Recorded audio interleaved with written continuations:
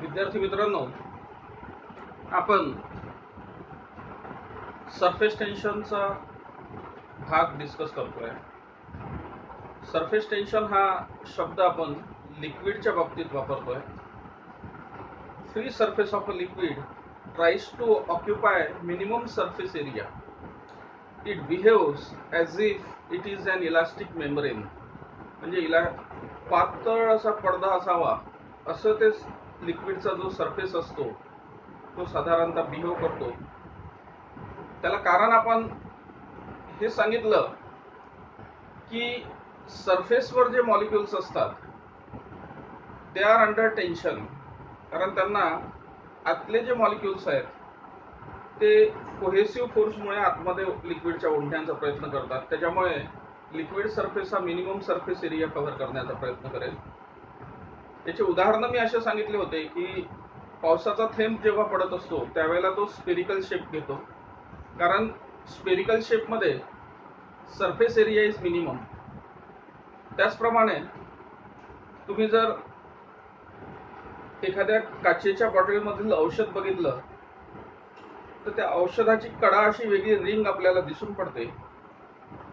ते सरफेस टेन्शनमुळेच एक लेअर तयार होते, एक फिल्म तयार होते वरच्या मॉलिक्युल्सची. आपण त्यामध्ये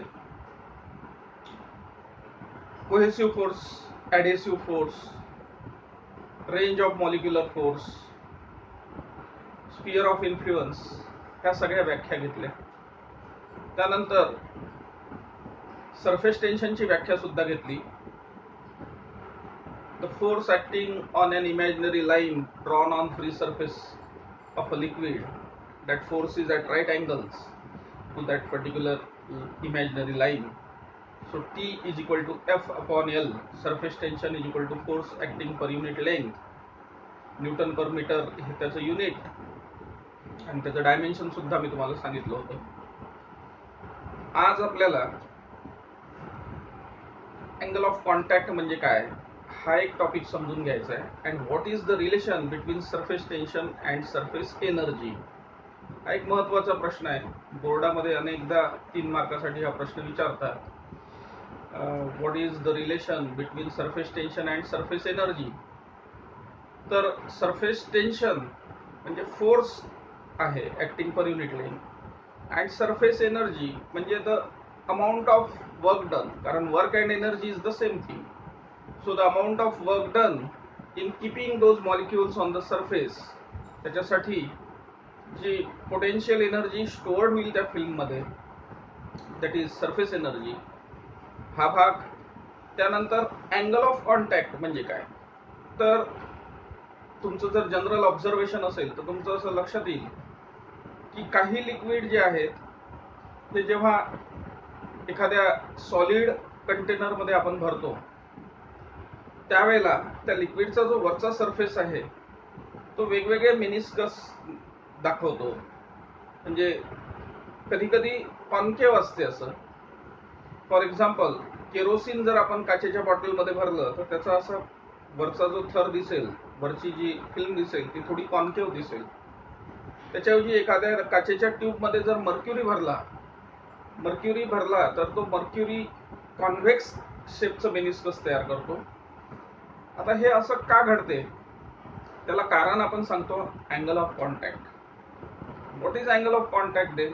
Angle of contact is the angle drawn by tangent drawn to the free surface of a liquid and the surface of solid at the point of contact of liquid and solid and measured inside the liquid. बघा मी किती शब्द वापरले. Angle of contact is defined as the angle made by tangent drawn to the free surface of a liquid and the surface of solid at the point of contact and measured inside the liquid. कदाचित मी बोर्डवर हे जास्त व्यवस्थित तुम्हाला explain करू शकेन. जे liquid साध्या भाषेत सांगायचं झालं तर जे लिक्विड हे कंटेनरला म्हणजे सॉलिडला ओलं करतात, वेट करतात, त्यांच्यासाठी angle of contact is concave. And those liquid which do not wet the solid, ओलं करत नाही, चिपकत नाही, असे जर लिक्विड असतील तर त्यांचा अँगल ऑफ कॉन्टॅक्ट हा ऑब्च्यूज असतो. अगेन असं लिक्विड का बिहेव करते, अँगल ऑफ कॉन्टॅक्ट ॲक्यूट किंवा ऑब्च्यूज का असतो, लेस दॅन 90 डिग्री किंवा ग्रेटर दॅन 90 डिग्री का असतो, तर त्याचं छान एक्सप्लेनेशन पुस्तकामध्ये दिलेलं आहे. त्या angle of contact for different what you can say liquid solid combinations जर तुम्ही बघितले तर वेगवेगळे येतील. टिपिकली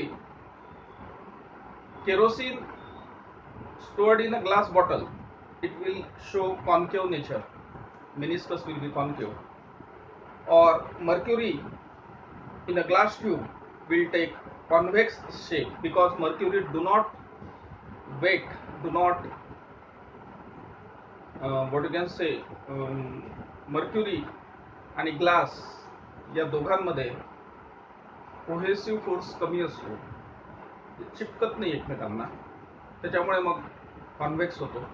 प्युअर वॉटरची जर केस घेतली तर angle of contact becomes 0 degree. त्या सगळ्या केसेस पुस्तकामध्ये एक्सप्लेन केलेल्या आहेत. काही भाग हा तुम्हाला थेरॉटिकली समजून घ्यायचा आहे. एक मी 3 मार्काचा प्रश्न आधी बोर्डवर एक्सप्लेन करतो, the relation between surface tension and surface energy. त्यानंतर अँगल ऑफ कॉन्टॅक्टची व्याख्या मी तुम्हाला सांगितली, पुस्तकामध्ये ती व्याख्या आलेली आहे. त्या दोन्ही गोष्टी आपल्याला होमवर्क म्हणून लिहायच्या आहेत. Relation between surface tension and surface energy सुद्धा लिहायचं आहे, अँगल ऑफ कॉन्टॅक्टची व्याख्या सुद्धा लिहायची आहे, and explanation for angle of contact. Why angle of contact is acute, why angle of contact is obtuse, why angle of contact is 0 degree for pure water and glass. So all these things are explained in the book, आणि त्या संदर्भातलं थोडंसं आपण बोर्डवर discuss करूया. विद्यार्थी मित्रांनो, मी तुम्हाला ज्याप्रमाणे सांगितलं relation between surface tension and surface energy, तर हा टॉपिक पुस्तकामध्ये आलेला आहे. इथे मुद्दाम मी ही डायग्राम जी काढली त्याला लेबलिंग व्यवस्थित केलं नाही. ते लेबलिंग तुम्ही पुस्तकामधून बघून होमवर्कमध्ये लिहायचं आहे. आपण असं इमॅजिन करतोय की PQRS ही वायरची चौकोन फ्रेम आहे, त्यातली एक बाजू ही फ्री टू स्लाइड आहे, म्हणजे मागे पुढे सरकू शकणारी आहे. ज्यावेळेला ही फ्रेम आपण लिक्विड सोपमध्ये डिप करू, बुडवू, त्यावेळेला त्याच्यावर फिल्म तयार होईल. आता ही जी फिल्म तयार झाली, त्या फिल्म लिक्विडच्या सरफेस टेन्शनमुळे इकडची जी बाजू आहे ती आतमध्ये ओढल्या जाईल, आणि या बाजूवर ऍक्ट होणारा फोर्स जो आहे that is force due to surface tension. So we know the formula for surface tension, T is equal to F upon L. Therefore F is equal to T multiplied by L होईल. पण एक गोष्ट लक्षात घ्या की या फिल्मला 2 surface आहे, एक वरची बाजू आहे आणि एक खालची बाजू आहे.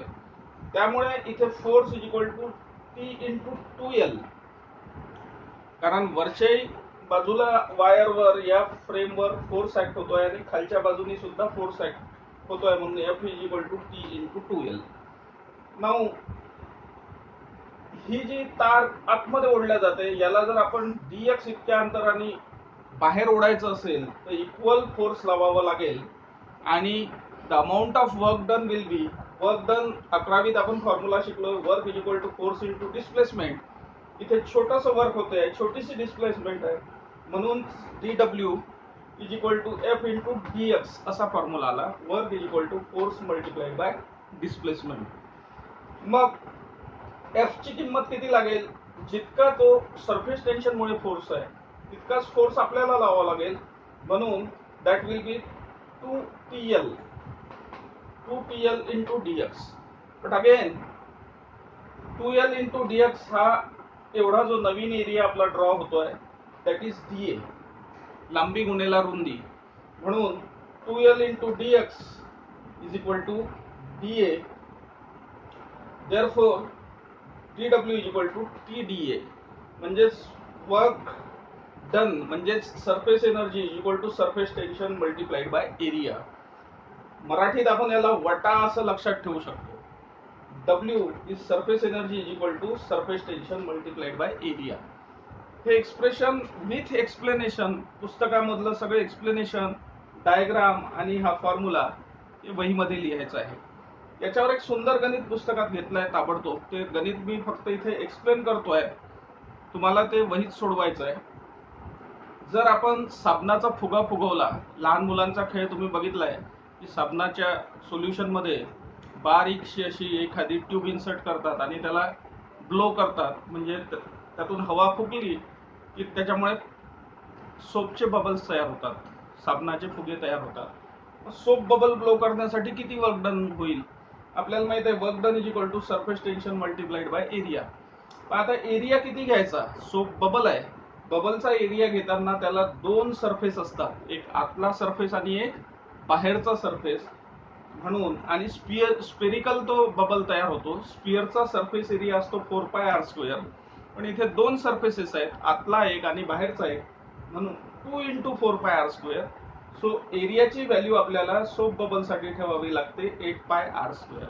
आणि त्याच्यामुळे वर्क डन काढायचं असेल तर दॅट विल बी लिक्विडचं जे सरफेस टेन्शन असेल ते surface tension multiplied bye 8πr². या फॉर्म्युल्यावर आधारित गणित या एक्सप्रेशन नंतर पुस्तकामध्ये घेतलेलं आहे, ते सुद्धा तुम्हाला वहीमध्ये सोडवायचं आहे. त्याच्यामध्ये रेडियस दिलेली आहे, त्याच्यामध्ये सरफेस टेन्शन दिलेलं आहे आणि बाकीचं कॅल्क्युलेशन तुम्हाला करायचं आहे. विद्यार्थी मित्रांनो, मी जसं तुम्हाला एक पॉइंट सांगितला की what is angle of contact. Angle of contact is defined as the tangent angle made by the tangent drawn to the free surface of a liquid and the surface of solid. इकडे उभी रेष म्हणजे इकडे solid आहे, तिकडे liquid आहे. angle made by the tangent drawn to the free surface of a liquid at the point of contact measured inside the liquid. हा angle लिक्विडच्या आतमध्ये मोजलाय आपण इथे असा. So it is called as angle of contact.